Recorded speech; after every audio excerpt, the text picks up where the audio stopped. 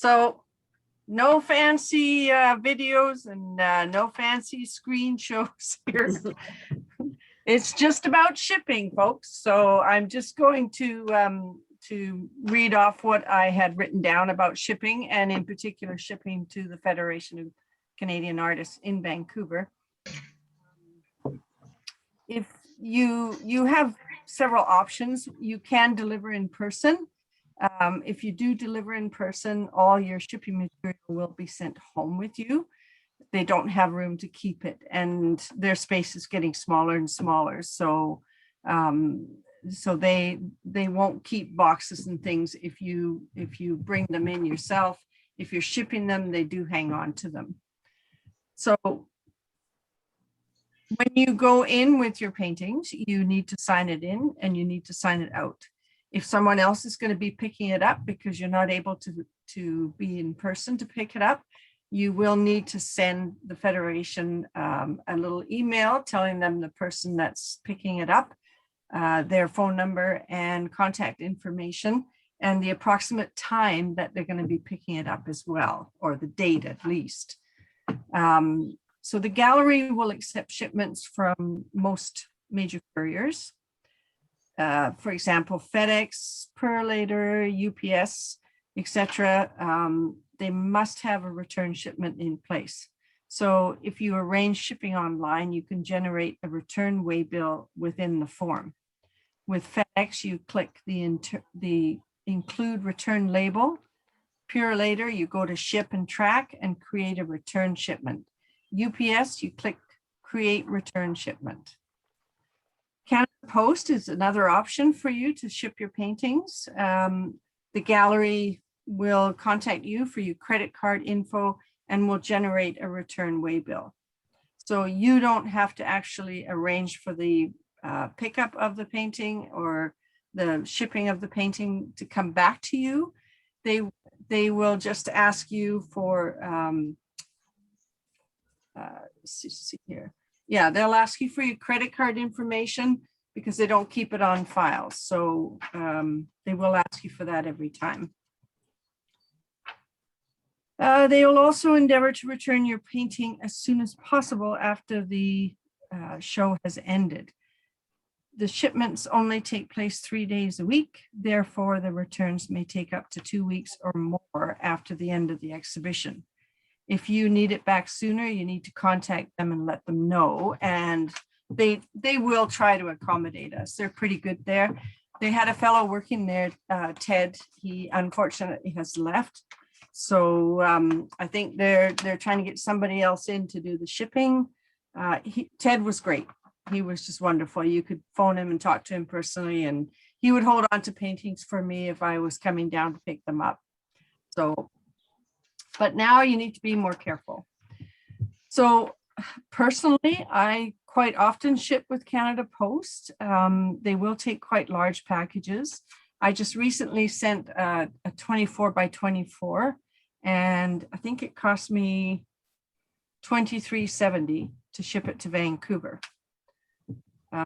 It's usually about 2 to 3 days to get it down to Vancouver. What I do is I have collected over the years quite a few of the mirror boxes, which are available through all of your movers. They will sell you boxes. They'll sell you bubble wrap. They'll sell you all kinds of wrap that you can put your paintings in. The mirror boxes are super heavy duty cardboard, so they will hold quite a few paintings, and they're really good and safe for shipping the paintings. That's the ones that I use quite often.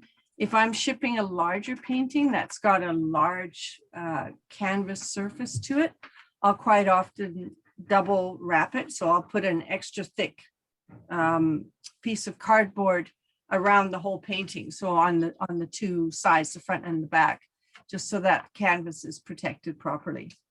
A lot of the galleries will ship, they'll build cardboard boxes for the bigger paintings. I'm not that fancy. Actually, plywood boxes, sorry, not cardboard. So Beacons is the place that I go here in Lake Country, and they're quite reasonable for buying the boxes. They come in about 3 or 4 different sizes, and they are very adjustable. You can adjust them up and down on the sides. So if you have a 24 by 24 painting, or a 30 by 30, or 36 by 48, you can find a box that'll pretty well fit it. And I would just, I mean, that's all I've done is ship in the box.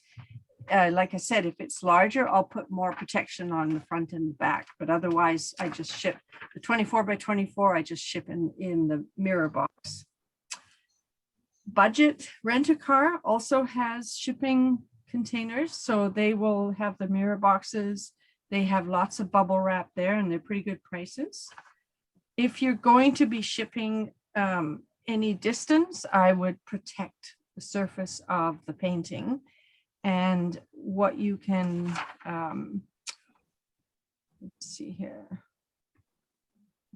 So you want to put acid-free paper on it, and then bubble wrap, and then the cardboard. And the acid-free paper, I think you can get it from Opus.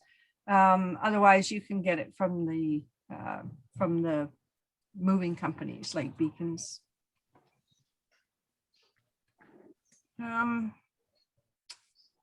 The other way, I've shipped paintings to Australia, I've shipped paintings to Ontario, and I've never had any issues.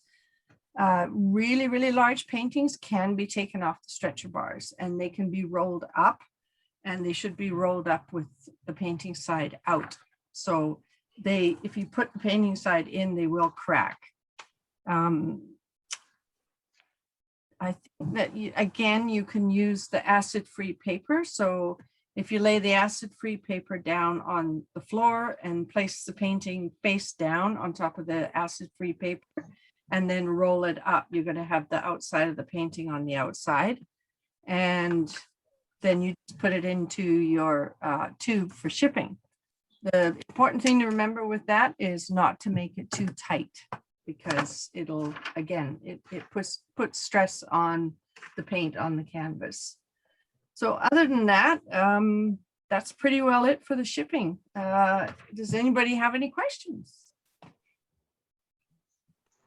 I have a question. Yeah. When you're shipping to another country, or like down in the States, do you have to worry about tariffs? Is it tariffs they call? If you're shipping internationally, that's a whole nother matter.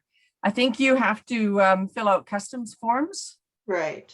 Yeah. Shipping down to the States. Yeah. And you will be charged brokerage fees. Right. Like I shipped a package down to Townsend. I had a couple of paintings that went into a show down there. It would have been cheaper for me to drive down and stay in a hotel. Bottom line. The shipment itself wasn't too much money, but then they tacked on the brokerage fees afterwards that I had no idea how much they were going to be, and they can't tell you up front.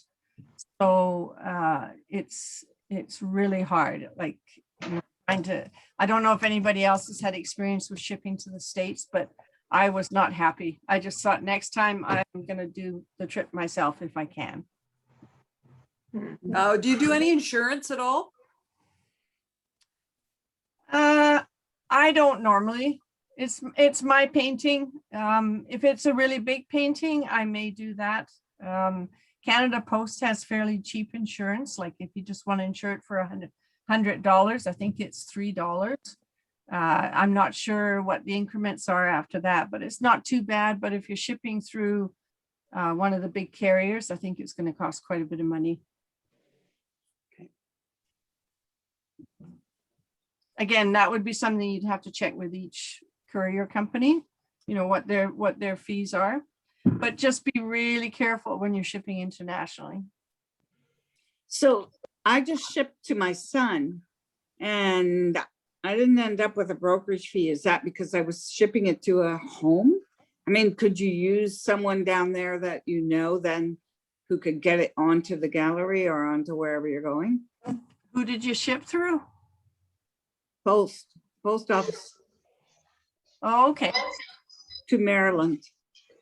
To Maryland. So I'm not sure how it works because I unfortunately used FedEx, which is out at the airport, and you can drop off shipments at the airport, and then they'll ship it directly from there. But I'm not sure what their criteria is for charging duty. I think it's, it's the same when I order my paints from the States. Any product that you're bringing in from the States now, you're going to be charged brokerage fees on if it's coming by courier. Mm. I don't know how they determine, maybe post is, maybe you were lucky. How big was the painting? Big, 3 by 4 feet, 3 feet by 4 feet. A big mirror box. And did you have to fill out a customs form at the? Yeah. Yeah. And I said it was a painting and I insured it. And to Maryland from here, which is a long way, was $125 and I insured it. So. Did they ask you the value of the painting? Yes, but it was to my son, so I didn't have to give it anything. I mean, you know what I mean? I didn't put a huge price. If it had died, I would have done him another. It was not really to a customer. So maybe that was it. Yeah, I think it might depend on the value, what value you put on there.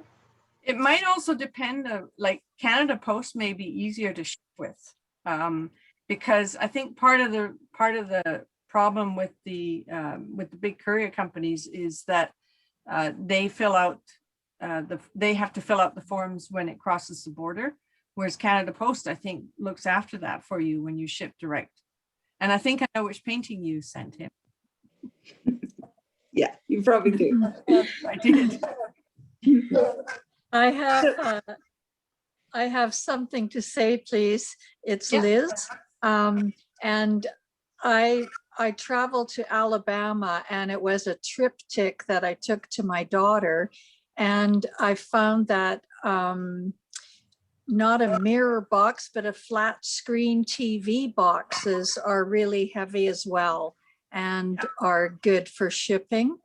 And I just had to pay $50, I think it was, to bring that big parcel to Alabama, because it was a second piece of luggage. So you're only paying for the second piece of luggage. It didn't matter really what, how big it was. So something. Was that on the plane, Liz? Yes. Okay. So if you're That's a going, good way to do it. yeah, it was really reasonable. Yeah. Mhm.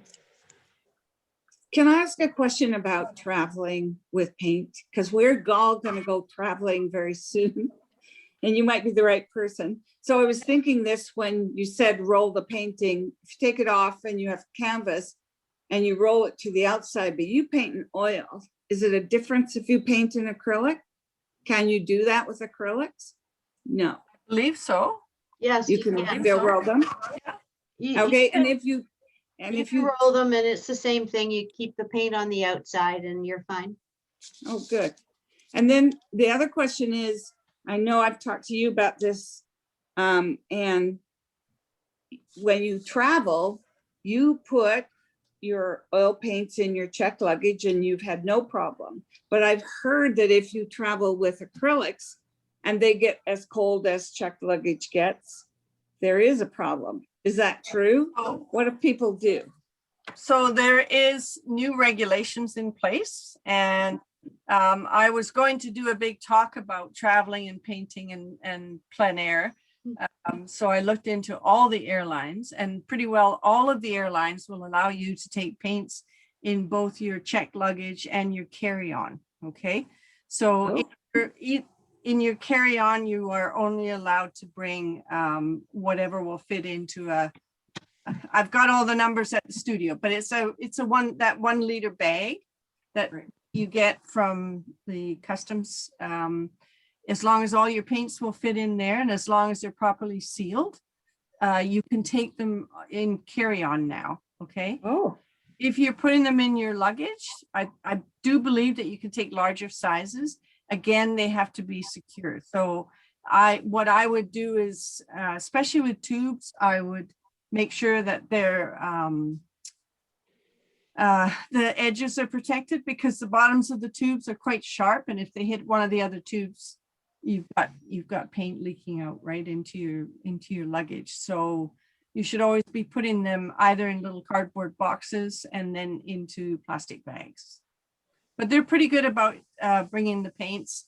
The only thing you can't bring is your mediums, because they're usually solvents and contain dangerous minerals. And yeah, so you can't bring mineral spirits. You can't bring you know, any of your Gamsol or any of those. So just the paints. Does this mean we can paint on the plane? If you really wanted to. Wow. Yeah. Yeah, you can bring it. I got, the first time I went with WestJet, they confiscated my paint from my luggage. And I spent about 20 minutes fighting with them about it, and said they're not dangerous goods. Like, they are, you know, they meet the flashpoint test. So anyhow, since then they have changed the regulations, and I know that you can put paint, artist paint, not can paint, but artist paint, in both checked and carry-on luggage. Yeah. Do you have to be careful not to call it paint, to call it pigment, or? No, you don't have to worry anymore. One guy thought that I was being makeup. And it was like, because I had put it into little containers, and I had red and blue and yellow and green and orange. And he said, "Oh, just makeup, eh?" I didn't argue. But no, you don't. In the old days, yeah, you had to be very careful how you worded it. You don't anymore. So Canada and WestJet allow paints on the plane, artist paints, and other airlines you just need to look into, because each airline has their own regulations. Check if you're flying with some other carrier. Just check with their online information. And is it easy to find like Gamsol or solvent in Europe or wherever you go? What do you do? I've used all kinds of weird stuff. In Thailand, I used something that smelled like gasoline. I don't even know what it was. In Europe, I did manage to find a proper art supply store, and they did have mineral spirits, but it's not the odorless one that we have here. So it's difficult. It's difficult. The best thing to do is, before you go, do your research online, like look up all of these art supply stores, because that's what I did when we went to Portugal. There was only one store within like 200-mile radius, even though there's a lot of big cities. But there was only one art store that I could find online, because they're all independent. And I went there, and luckily they had like a low odor mineral spirits. But yeah, so it's a challenge depending on where you go. Well, I actually know there is one brand that you can use, and it has a little sign that it's safe for plane. It's actually, I'll bring it and show you. Sorry, just a second. Has anybody tried water-soluble oil? I wonder what it's like.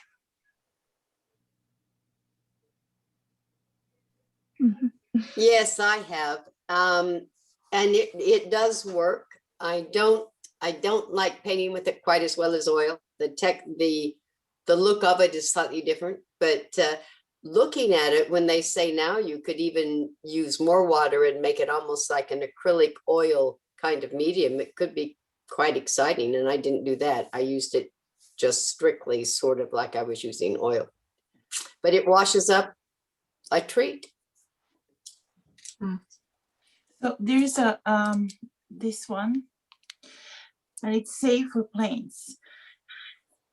What is it? Second, let I me, can't. Okay, there we go.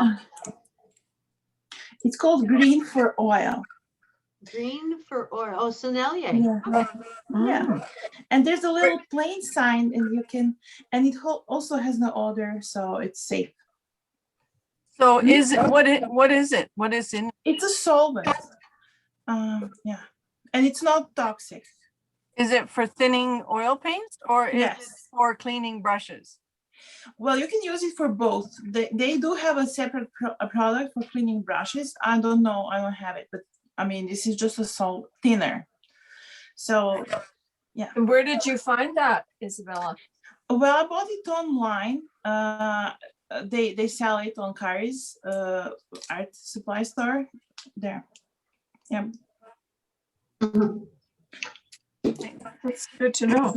The only thing with some of those, like I know I tried some of the, quite a while ago, they brought out these products that were environmentally friendly, and they were more of like a brush cleaner than actually a medium that you should be using with your oil paint.